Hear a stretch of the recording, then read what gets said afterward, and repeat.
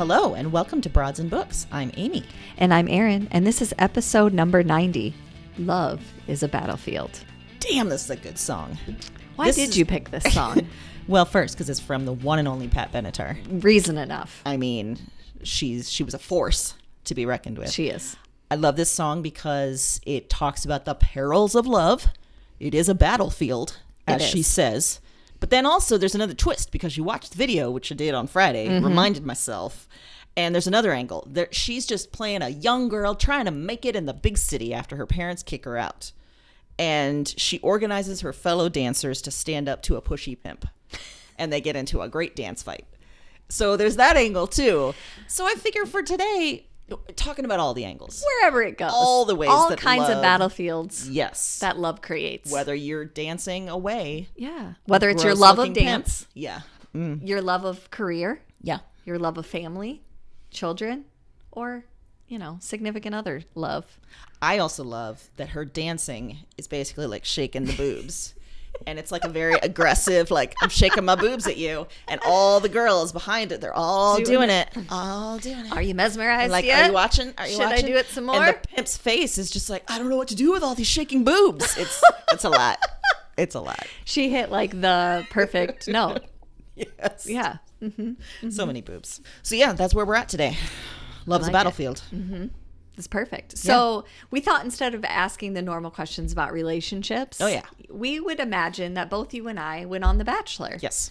And we would ask some questions about what might happen on each other's Bachelor experience. And I will say that I had to ask some background questions. You did. Because I do not watch the show. No. So I had to ask things like, where are they? Do they have rooms? Do they eat? That kind of stuff. Yes. What dates do they go on? You did need some background information. But now I feel like I'm prepared to expound authoritatively on this. I like it. Yeah. Okay. Well, we're going to start there. What date would they plan that you would not do or you would have a panic attack? Anything involving games. Like, yeah, you're out. This is bad for you. You try to get me to go bowling. You try to get me to do card games, mini golf. Yeah. Any competition. I mean, it's not going to go well. I'm going to just want to hide. Especially, I imagine, and tell me if this is true, if they're ever playing any games of some kind, I would feel like the girl feels like she kind of has to, reduce herself or, not play as maybe, Yeah. Well, and then there is that element about games where then they're competing with each other too, and there's that kind of low-key jealousy issue happening. So then, with the other girls. Yeah. Oh, see, I don't want any of that. That sounds terrible. Right? Yeah, you're out right away with games. Right away with games. Yeah. What about you? What date would you want to? Well, would you I'm not panic? sure that this has ever happened, but I'm just imagining that this date has been tossed around in the producer room. But anything where they're having you eat weird things. Oh, God. Like, try this chicken foot. Or you have to eat these bugs. I'm out. No. Not going to happen. And then I said anything super physical. Like sometimes, it's a football player, so they have to play football. Or we're going to play basketball or field hockey. Like, no. And again, I feel like there's maybe an unspoken thing where the girl has to, I don't know how to play kind of thing. Well, and or there's the girls that are really good at it. Like they are really fit and they know what they're doing. Like that's never going to be me. So they look great doing it because they know what they're doing. Like they can play football. I cannot. We would look so bad. Yeah. And immediately when you bring that kind of intensity, I'd be like, ugh. I'm going to go hang out in the mansion. They would just have I'd just be shuffling around in the background, trying not to get it'd be my dodgeball theory of just don't get out right away and then just get out in the middle so and no try one not notices. to catch eye attention in any. I'd probably just my elbow, I'm out. Sorry. That's good. Sorry. Yeah. Mm-hmm. I'm going to sit. I sit. You guys play. That would be my move. It's I'll just watch. I'll just watch. I'll just watch. Fine, I'll just watch. I love supporting you. I'll just watch. Ugh, that sounds gross. It does. Okay, so we know what date wouldn't work. Any kind of games. What B footage would they have of you? I imagine that they would just have lots of footage of me after every date tearing my clothes off and putting sweatpants on. And then hiding in some corner of the house where no one is and just being alone. Yes. In my sweatpants with my gut out. I can't remember what season it was, but there was a girl that would just go take a nap after every date, and Oh my everyone God. was so befuddled by it. And I was like, what is so weird about that? I'd be exhausted after a date. Yeah, I don't she want would to take a just nap. disappear. She'd be like, I'm going to go sleep. Or sometimes in the middle, because by all accounts, those dates last forever. So sometimes, like, if they were at the mansion, she'd just leave and go up to her room and take a nap in the middle. And See, I like that girl. I yeah, would be. It's hard yeah. to argue with. Yeah. I mean, so is that what your B footage would be? Just lots of naps? No, my B footage would just be me eating because they always seem to have great food on the dates, but nobody eats it. And I've heard they just don't have time, or they eat other times. I don't know. Or they don't want to be seen eating. On TV, or the mic picking up the noises or whatever. But so there would just be a lot of me eating. Like they'd be like, "Where's Aaron? In the kitchen." Oh. Where's it? In the kitchen. Oh. Yeah. Making our way through. Who's making popcorn? Aaron. Oh, okay. Do I smell something baking? Yeah, Aaron baked something again. So, well, that brings up another question. Would that be your nickname, like the baker, the cooker, the eater? Like, what would it be? No, I think I would be like I want to say spy, but I want to say like secret spy, and not in that I would be getting intel, but more like I would just be not good at not convincing people to leave. Like they'd be like, "Oh, I'm just so upset by this. I don't know if this is right." I'd be like, "It's not right. We're all on a show." Dating one guy, so your instincts are good. Already messed up. You have something better going for you at home. What are you doing? What do you mean you stopped your career to come? Good Get Lord, go out of back. here. I will call the Uber. Yeah. Get, and not like a competitive. I'm not saying that because I would want to win. No, you want to help those girls be their best selves. Yeah. And they're not their best selves there. Exactly. Yeah. I think because I have no qualms that I would never make it to the end. So I think, yeah, that would just be my nickname the whole time. Be like, was she a plant? Like, was she supposed to try and get us to leave? Because she didn't really participate in the dates. She ate all the time. And she just kept convincing girls to leave. Yeah. Or like if they were crying about something, I'd be like, look, that's dumb. You're You're crying dumb. over him. Yeah. He's not crying over you. He's sucking face with that other girl now. Exactly. And that's who he's going to end up with because she's the villain and the producers make it happen. So just, just go. See, I like that. And I like that they would probably see you as like a spy or something. Or like, trying to really mess people up. Yeah. And trying to win yourself. Where really you're just like, nah, this is dumb. Yeah. And the producers would probably come up with some crazy story that happens to me because they'd have to get me out because it's ruining their show. Oh, yeah. So I would probably be embroiled in some fantastic scandal and have to leave the show because they'd be like, what kind we of hate scandal? her. Like I, slept with a producer or something, Oh, God, yeah. like she wasn't here for the right reasons. And I'd be like, no, you're right. I came to vacation. Have you seen this house in that pool? You supplied the food and the drinks. And also the right reasons. You're all on this show for the wrong reasons. Yeah, the right reasons, which is falling in love with a guy I don't know that's also dating 20 other people. You're right. The right reasons. Yeah, you're right. Oh, if you mean that I don't have an Instagram following, you are correct. That I is- do yes, not, and I'm yeah. not trying to gain one. So, not going to be an influencer, except, that's what it could be. That could be the nickname, the influencer. Oh. Not for products, for people. You need to go. Oh, man, I like that. Save yourself. I think Leave. I would just be known as the gassy one because, like, I'm just imagining that, there's not a lot of food or it's weird food or, like, it's, there's some sort of weird expectations around food and I'm going to be anxious because I'm out of my element anyway. Yes. And my tum's going to get upset. Yeah. And the ladies are just going to have to deal with it. But that's going to be my name. Yeah. Yeah. I can see that. Burping. Yeah. Farting. Burping, Just farting. bloated all the time. Mm-hmm. Be like, I really feel sexy. Please let me put on this swimsuit and go to a barbecue and fart everywhere. See, and I'd be the one to be like, I'm not putting on the swimsuit, but are we having a bar? I'm starving. Yeah, so who's yeah, cooking? can Can we get some watermelon or something? What are we doing? Like, who's baking something? What are we bringing to the barbecue? And that could be another thing that you should tell everybody. Be like, listen, you're upset. Eat. You haven't eaten in 3 days. This is your tummy talking, not your brain.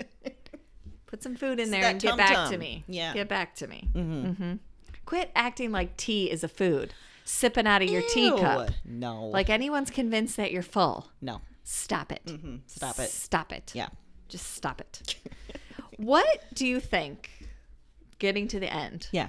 What would be the reason that the Bachelor would give when breaking up with you? I mean, besides the, not liking games. Okay. And besides the constantly being found in my sweatpants and being alone and being gassy. gassy. Okay, yeah. Uh-huh. I think he would just be like, she doesn't like roses. And she doesn't like flowers. And she doesn't like dates. She doesn't like activities. Like she just wants to be alone. Every time I give her a rose, she says, I guess.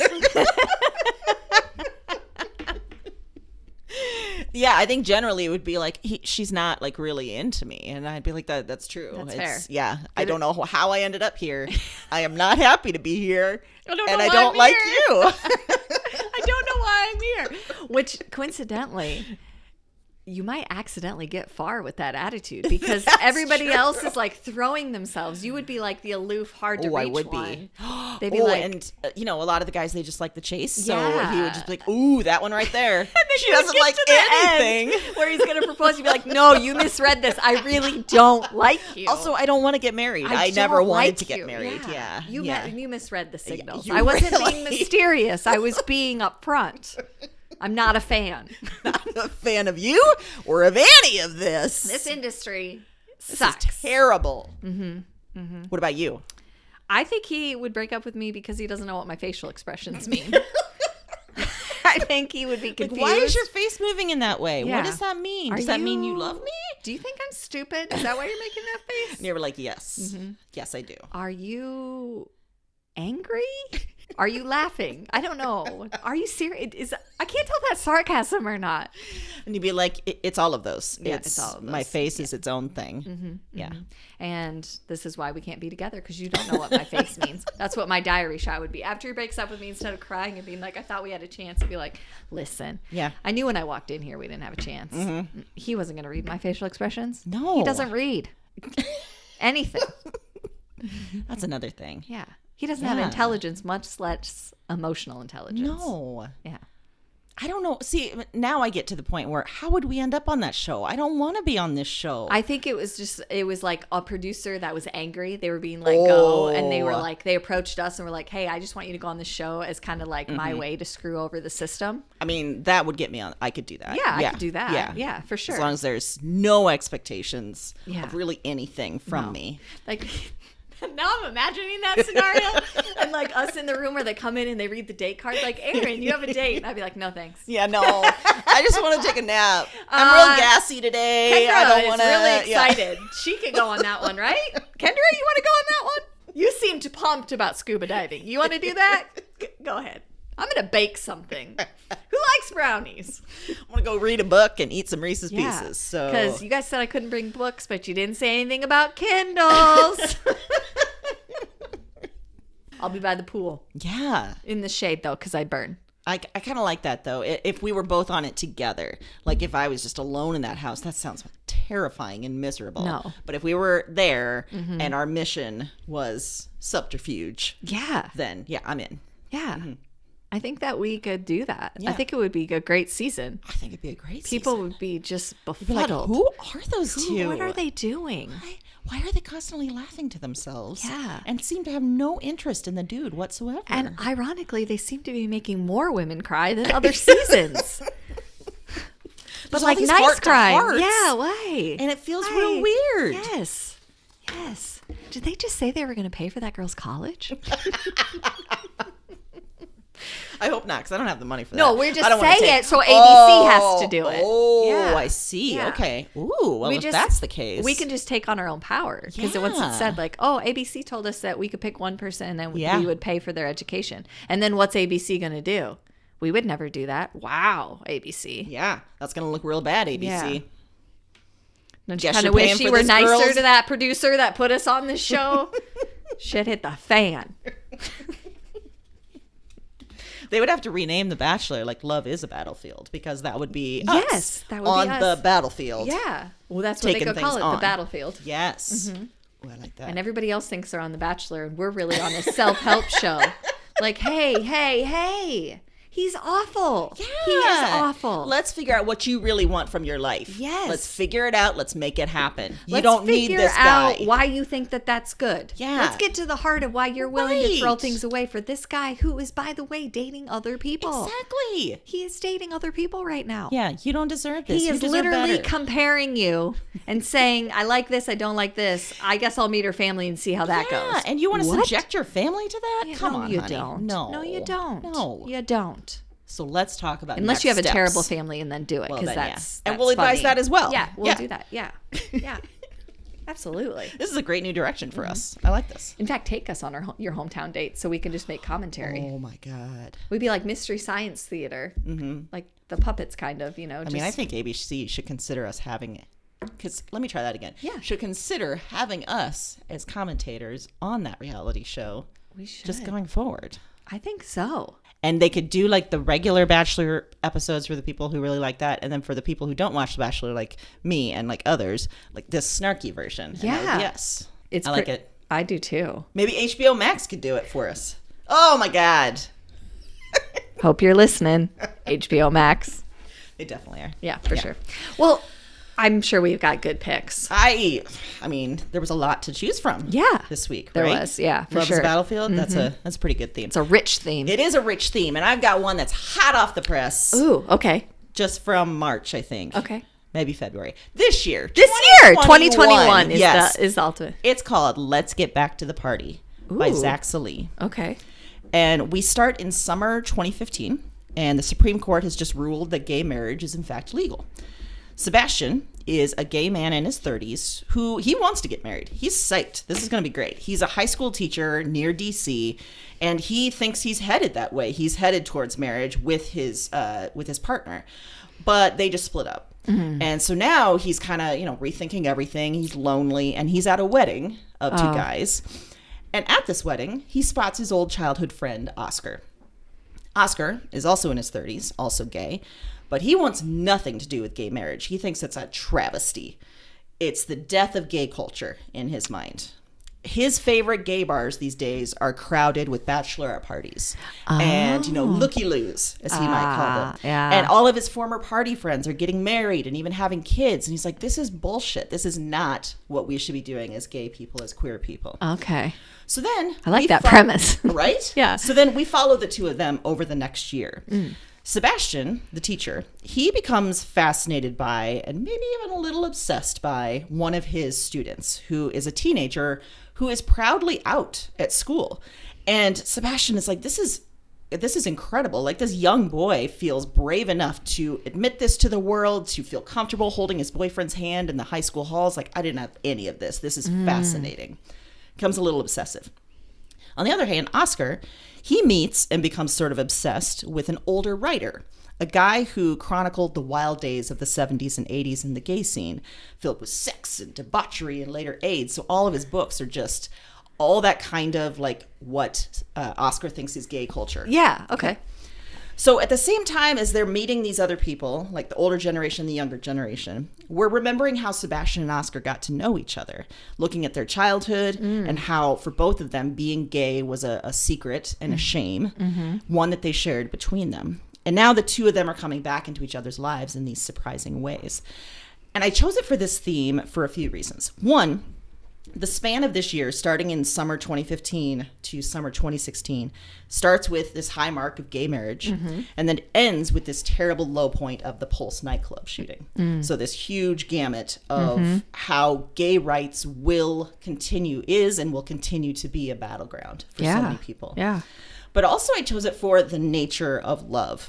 I think that they ask a lot, both Sebastian and Oscar ask themselves and each other a lot of questions about, should gay people want to be married like straight people? Does that somehow diminish the love and connection they have with others if we're going for this very heteronormative view of love and marriage?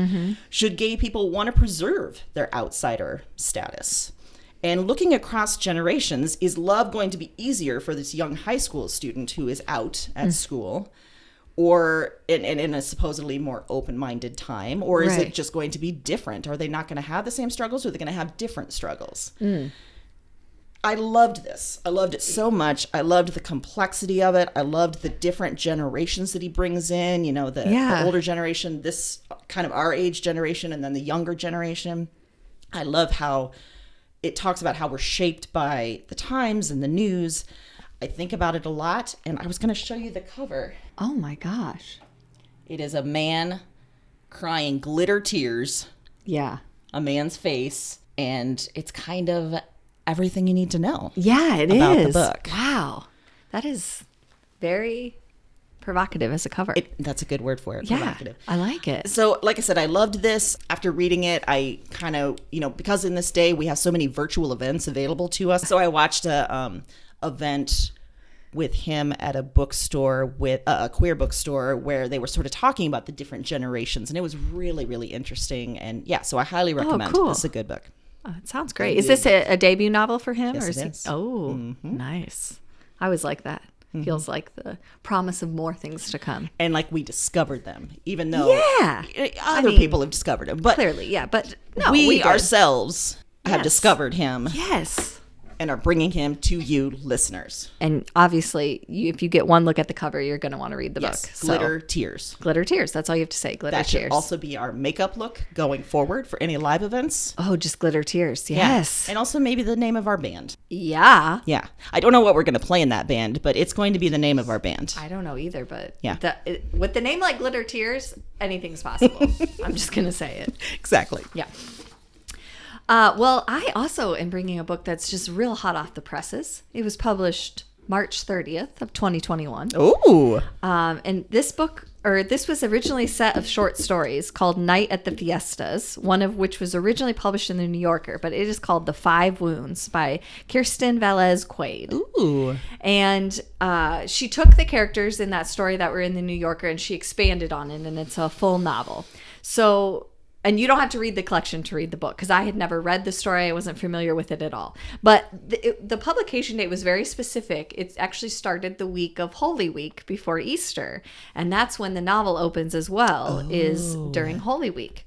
And it takes place in this small New Mexico town. And right away we meet this character, Amadeo. He's 33 years old. And his great uncle has bestowed on him the role of playing Jesus in the Holy Week, like playing out of what happens when Jesus is crucified on the cross. So lots of churches, particularly Catholic churches, kind of have reenactments. But in this case, he has to climb up a hill with the cross, and it's supposed to be this kind of getting asked to play it is supposed to mean that you are at the cusp of something, like you're about to really come into your own, have this great life. And Amadeo has struggled by all rights. Like, he lives with his mom still, Yolanda. He has a daughter, a teenage daughter, that he has not been a very significant part of her life at all. Him and her mom broke up when she was very, very little. And he's struggled to keep a job. He kind of just lives with his mom, sort of lives off his mom. His sister's not a fan. She has her own career, her own kids. She thinks he's just kind of leeching. And he just, like, no matter what he does, it never seems to go right. Like, even if he has good intentions, it always seems to kind of blow up in his face. So he's taken this and he thinks, like, this is the beginning. Like, everything's going to be great after this. Like, I'm going to discover something about myself and it's going to be wonderful. Oh, boy. He comes home from his first practice, and his daughter, Angel, is standing on the front steps. She's pregnant. She's due in a month or so. And she says, I need a place to live. I had a falling out with my mom. Oh, my gosh. And they really have no relationship. She's 14 going on 15 or 15 at that time. And so she moves in with her grandma and her dad. And from there, the book kind of takes us through basically the first year of life of this baby. Not from the baby's perspective or anything, but just you're seeing these characters. And you're watching 5 generations kind of try to make sense of family relationships, but also love relationships, and how complicated they are, and how despite the different generations, there's still complications. Like, even if it should seem easier, even if it seems like you should have more choices, it isn't really. It all still comes down to struggling to find yourself and then be a good partner to someone else. So the 5 generations, you have Amadeo's great uncle, who's actually his mom's uncle. And then you have Yolanda, his mom. Then you have Amadeo and his partner, Marissa, who was his partner, Angel's mom. Then you have Angel, and then Angel has the baby, Connor. Wow. So you have a lot of things with 5s, because it's called the 5 wounds, which is supposed to symbolize the 5 wounds that Christ got when he was crucified. Oh, man. 1 through each foot. Symbolism. Yeah, exactly. Wait, 1 for each foot, one in the hands. 1 through each hand, and 1 in the chest, I believe. Oh, I didn't know about the chest one. Yeah, there's, I think a guard did that. Like the spear thing? Yeah. Oh, yeah, okay. Yes. So it's oddly, the backdrop of Holy Week and Easter, it kind of comes full circle at the end.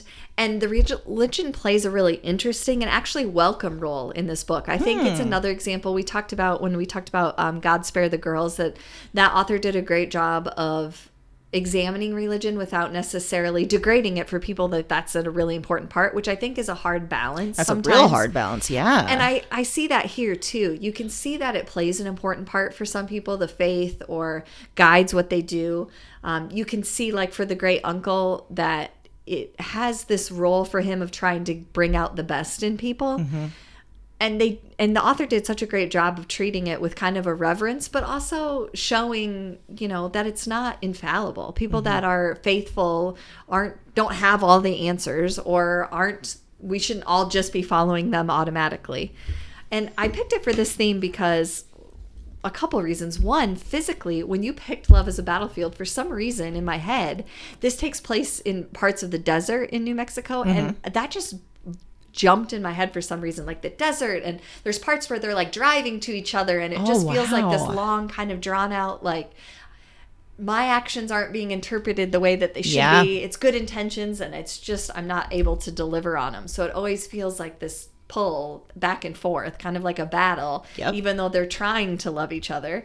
And I liked that it had all different kinds of love, parental love, sibling love, extended family, religious, and a lot about relationships, about Angel's relationship with the father, about her struggling with her own sexuality as a 15-year-old, with the mom and dad. And there's so much that happens in this book, and I didn't want to spoil too much, but sounds so rich. It is so much. And it's so beautifully written, and you just have sympathy for all the characters, even if sometimes you're like, why are you doing that? Yeah. That's not going to work out. You're still just drawn to them.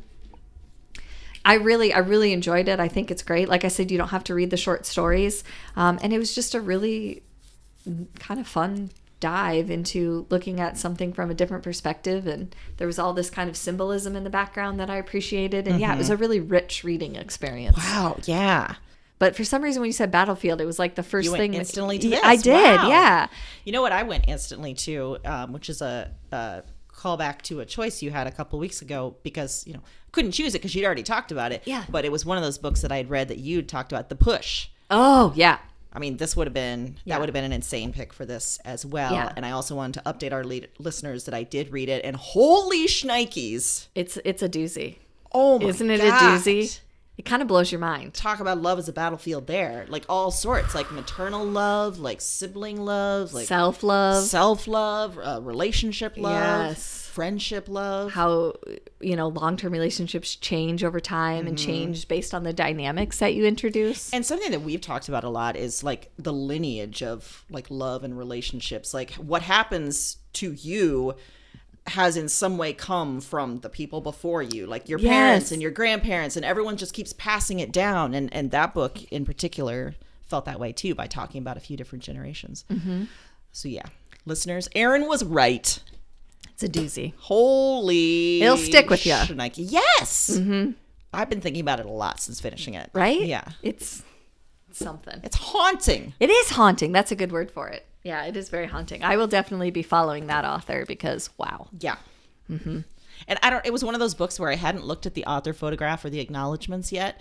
And so by the end, I was like, oh man, like this, I don't know what I was picturing. I think I was picturing all the turmoil of the book, like somehow being on that person's face. And that's not the case. She's a very lovely woman, put together. It sounded from the acknowledgments that she has a wonderful family. And so all of that, it's called imagination. And it's called fiction. It's called imagination. And she's got a good one. She does. A terrifying one. A terrifying and delightful one. Yes. Yeah. So there you go. Good. I guess a third bonus fiction pick that we've already talked about. We told you. So now's your second chance. Go get it. Do it. The Push. Yes. But other genre picks. Yeah.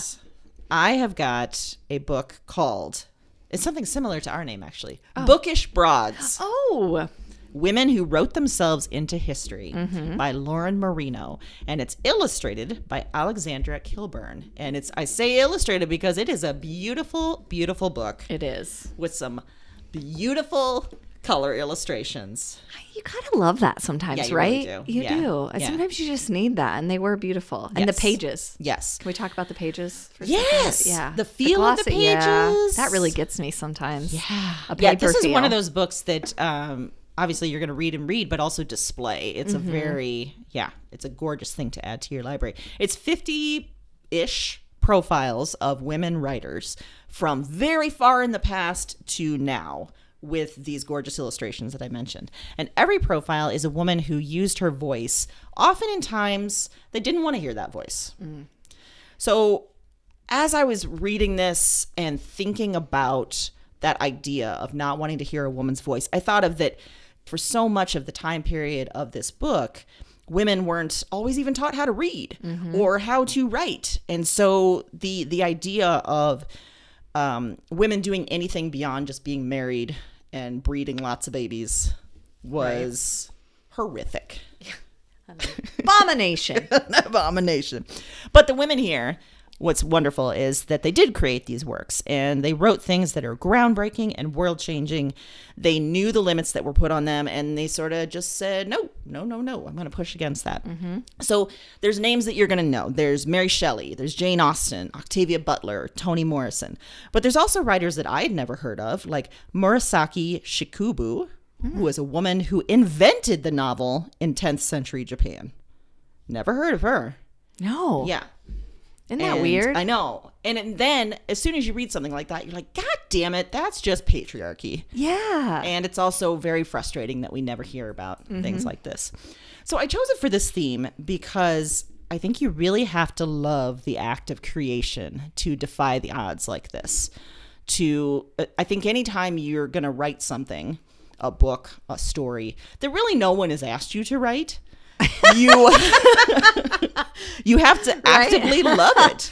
Yeah. And if someone is telling you not only I didn't ask you to write that, but also stop it, don't do that, and to do it anyway, that is an act of such love that is very powerful. And vulnerability. We've talked about that with lots of authors that write things that are close to them or their own life story, and how hard that is. Like, no one maybe specifically asked, like you said. There's a lot of people that would say, I don't want to hear that or know that. And it's so personal. It's so personal. And I think in that way too, you really have to love yourself. To say, yes, I am going to write this. I am going to give my voice a platform. I'm going to put it out there. And you have to be willing to fight for that. Love, I think this author herself, Lauren Marino, she researched, I looked a little bit into how she did this, and she researched the top writers in the books of the last century, and just her few sort of cursory research things showed that all the articles stating the top authors of the 20th century were male. And that's just the last century. I mean, before that, of course, all men, So she knew that there was more to this story, especially over the expanse of time that she was going to take on. So I think that is an act of love as well. And then generally I chose it because broads. And book in the same thing. How could we not? And also, I think one of the reasons we chose the word broads is it feels like that word in and of itself is sort of a battle cry. Yeah. It's like, I'm not a typical, I don't know if I want to say typical. I am not the woman that will be quiet and look pretty and do all the things I'm supposed to do. I have a voice and I'm going to use that voice. So I like that she gave that word to these women. I like that, it feels like Kismet. With us. Yes, it does. Yeah, you're right. That word it doesn't, when you say broad, it doesn't conjure up like a put together demure housewife. Like it conjures up like, hey, I have opinions and my life's messy and I don't fit into any box, and stop trying to make me. And we definitely, wanted that to be a part of this. And I can see exactly why the author wanted it to be part of her title. Exactly. Pushing back. And I know in the past, broad has been used probably pejoratively too. Like, look at that broad. Yeah, look at her. And I like that too. Yeah, I do too. So I think, it's a beautiful book. It's one that you should read to learn about some authors you may not have known about. I like that she also includes some reading lists with each of the authors.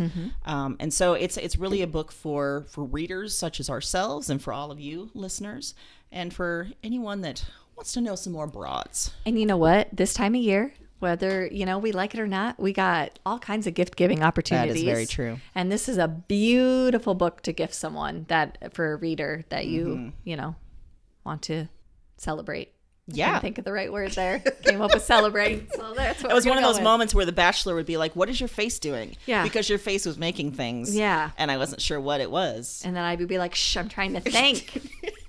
God, stop talking for I gotta move my face. minutes. Just stop it. I don't want to hear you. Can you ask me a better question? Yes. All you keep asking me about is past relationships. I don't want to talk about that. Do they talk about that a lot? Yeah, or like, have you ever been in love? What do you think about? It's always like the same questions always to different women, and it's always the same answers. Like, I would want something different. Like, ask me something different. Yeah. Like, tell me a time you lost your shit and why. Because that reveals something about a person. You know, like, I want to get to the nitty gritty.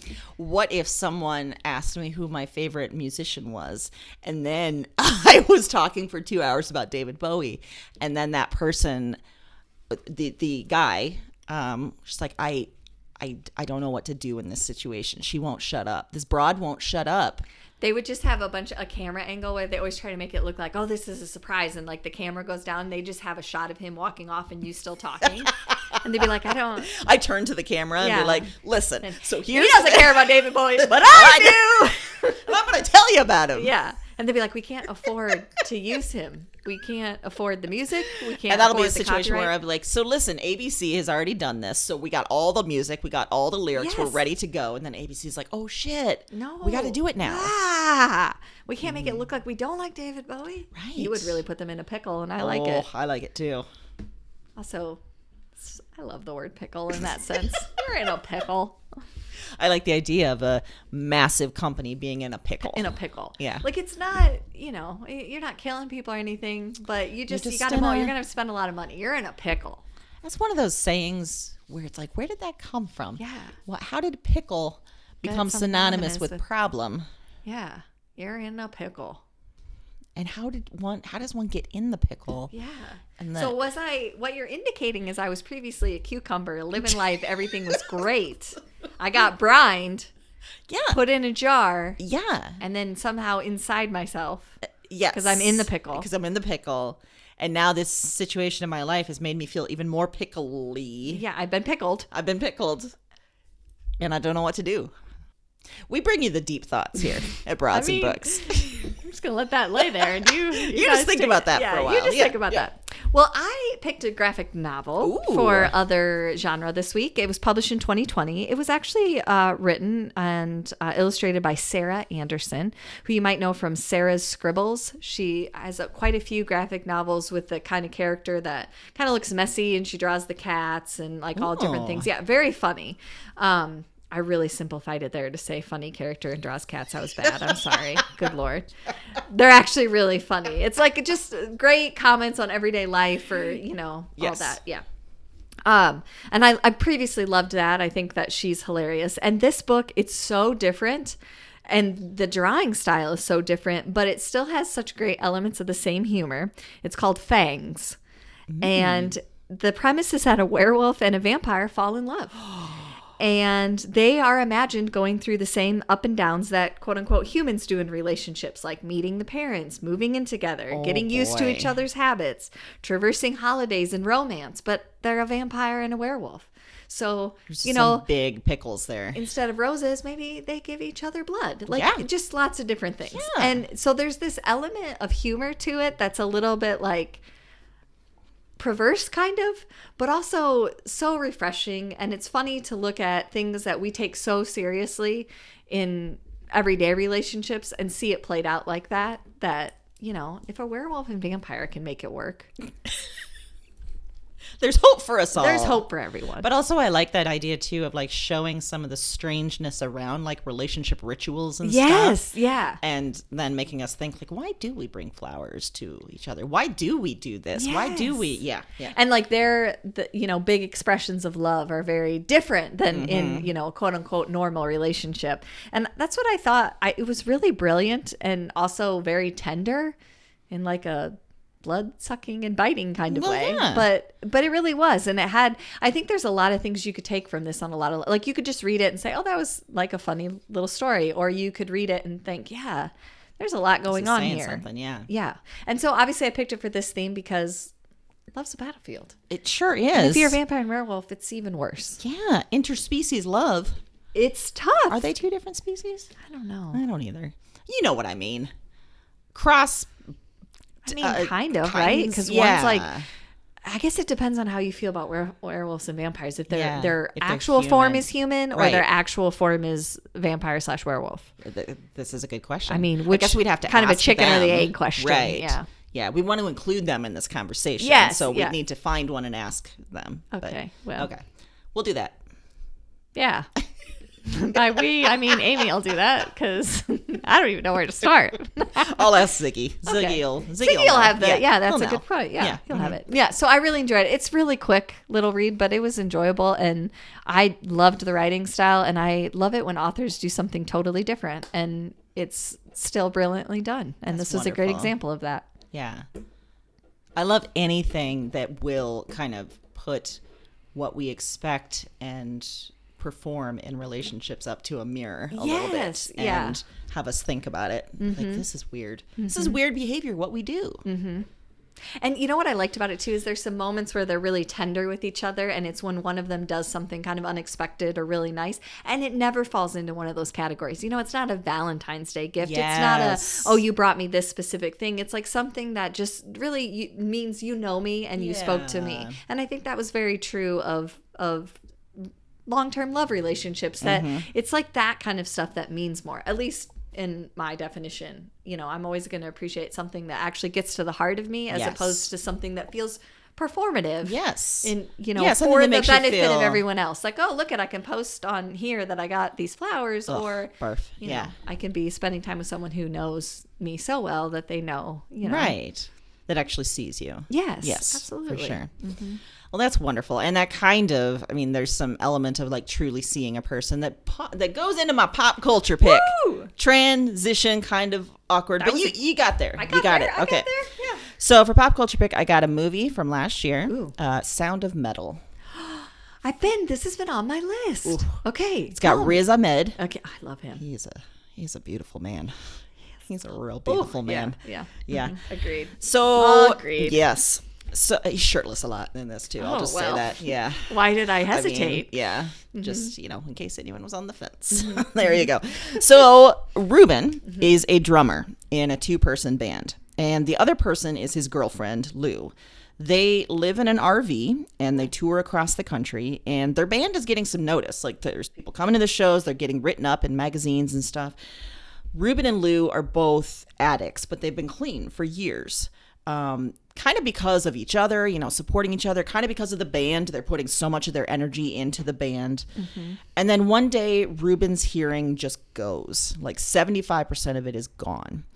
It's there and then it's not. And he panics hard. I mean, as anybody would do, but especially as a musician, and this is so integral to his life. So he sees some doctors and they're like, yes, there's this surgery, but it's super expensive. It's also not complete. Like, it's not going to give you your hearing back. It's going to be sort of a workaround kind of thing. But so he's trying to figure this out. He's thinking, yes, I'm going to do that. We're going to get back to normal. He's not quite hearing the, it's not going to be like normal. Right. He wants to get there. But it's too expensive. So in the meantime, he finds this place, or Lou finds this place, I should say, that can help him. It's a home for the deaf in rural New England. And Ruben and Lou both decide, okay, try it, but he has to be on his own. No contact with Lou, no outside world. It's sort of an immersive experience into being deaf, into sign language, into everything. So Ruben learns what life can be like when you're deaf, but he also has to make these decisions going forward. Like, what about that surgery? What about music? But most of all, what about Lou? Like, can he be with her in this new way? Especially maybe if the band doesn't work out. Like, this is all in the mix. There's so much pressure, so much stuff that he's thinking about. This movie is so heartfelt. It's so immersive. And the way that it's done, you can hear when the sound goes away. Like, the way they've edited it, the way they've done it, you go into this world of silence with Ruben for a lot of it. And that silence, I think, is key, because is silence a good thing, especially if you're an addict and you're looking for stimulation all the time and you're in a band. And so I chose it for this theme because I think Ruben and Lou both think their battles are behind them. You know, they're living clean. They've been doing it for years, and they're breaking ground with this music, and their relationship is easy, and living together is easy. But then this thing happens that shakes their core, and suddenly nothing is easy and nothing is, regulated, and life becomes a battle again. And what happens then? This has been nominated for Oscars. I think the Oscars are tonight. Does that sound right? Yeah, okay. Yeah, they are. Yeah. And man, he deserves it. He's been nominated for I think Best Actor, Riz Ahmed, and the movie itself, and it's gonna blow you away. It's so good. Well, I'm gonna watch it, and I'm gonna do something that you just did a little bit ago, and update our listeners that I watched another pick that you said. That's also nominated for some Oscars. Promising Young Woman. Yes, you did. And let me tell you. You need to watch it if you haven't. It was everything that I wanted it to be and so much more. Yes. It was phenomenal. So I'm takes now you backing on a up. ride. Yes. Now I'm backing up Amy's pick. So now you've heard it. You got 2 picks that if you haven't taken the time, you best be doing it. And now I'm going to go home and watch The Sound of Metal because I implicitly trust all your movie choices. I also like this feature of us revisiting things that we've picked if the other person has watched it. And reinforcing that. We should do that more often, because that happens a lot. It does. Where we watch each other's recommendations or sometimes we read each other's books, and Promising Young Woman. So good. Oh boy. But Sound of Metal sounds amazing as well. Yes. And I think he's a terrific actor. Yes. So I hope that he wins, even though I haven't even seen it. And let me emphasize again, he is an attractive person. Shirtless. And he is shirtless. With some tattoos. Oh yeah. Okay. I knew what that face meant, because I was making the same face. Yep. Okay. All right. Yep. Okay, so my pop culture pick, I went a little bit different direction on this one, and I focused on the love battlefield of parenting. Ooh. And how difficult that can be both ways. Yeah. And this is a documentary on my favorite channel, HBO Max, and it was released in 2018. It's called A Dangerous Son. And this is on the premise 1 in 10 American children suffers from serious emotional disturbance. Oh, man. And more than 17 million have experienced a psychiatric disorder. A Dangerous Son focuses primarily on the 3 families in crisis, each struggling with a child's severe mental illness and desperately seeking treatment in the face of limited resources and support.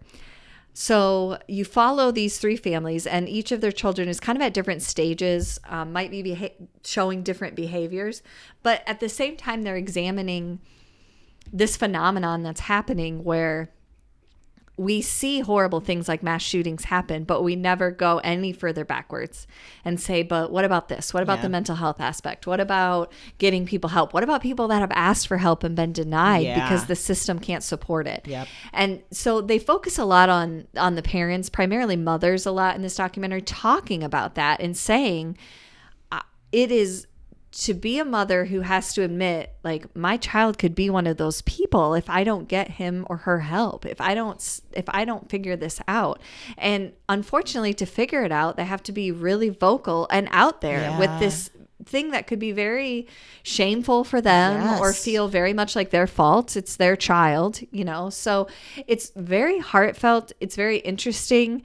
I think it really kind of uncovers your own unrealized biases maybe about mental health and about things that happen in those situations. I think sometimes our gut instinct, we want to blame people. Yes, so you know, it's easy to blame the parents or say, oh, that kid didn't get this or didn't get that. And you're looking at situations where there isn't anything specifically to point to and say that this child, is missing this. And it's easy to watch it and make judgments and say, well, I wouldn't parent like that. But, don't we do that every day? And it doesn't matter. That's not the point. And I think that that's what is brilliant about this documentary is it takes you there and shows you that it isn't as simple as, dismissing people. And saying, well, I don't have to worry about that. No, we all have to worry about it because we're all facing it. And it's a huge problem. And we all have to worry about it because when you do need the help, if it's not there, it's too late. And that's one of the things that I think particularly for me, always bothers me in these situations when we watch the news stories about mass shootings. There's been a lot lately.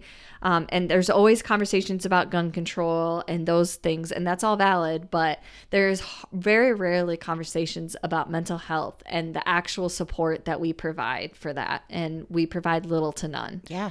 I think you're so right that it is the two-pronged thing. There's the guns that absolutely we need to help control. Right. And then there is this issue that we're not looking at what's going on, and we're not giving the support that so many people need. No, and there are multiple examples.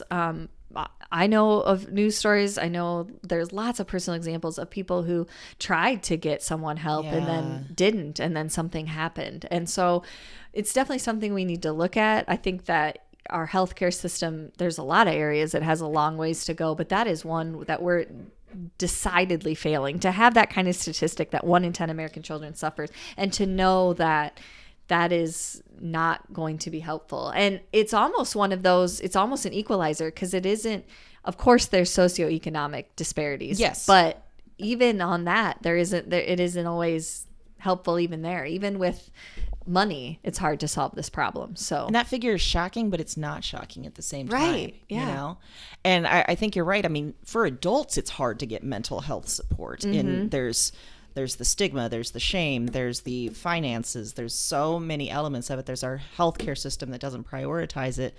So I can only imagine what it's like for parents trying to get help for their kids. And I imagine kids' mental health isn't viewed as seriously as it should be. Well, and I think there's this tendency to say you're not doing something right. Yeah. It's not, we shouldn't solve the problem. You're not parenting correctly. Like I think, boy. And I think it got lumped in, you know, when parenting became sort of an open arena to judge because of social media and those things. I think it kind of got lumped in there. Like, well, you're not home, or you're divorced, or you come from a broken home, or there was all these things that we wanted to point to and say, well, that's why you have messed up children, because of all these factors, instead of saying, no, it's a mental health issue. And while there might be factors that are making the symptoms of the mental health worse, they're not necessarily A to B causes. Yeah. And we want to do that because then we don't have to solve it. Yes. I think that's it. I think it's misdirection. It's like, let's look over here. I think of all the politicians that talk about, like, in African-American families, the breakdown of the family is what's caused so much violence. It's like, no.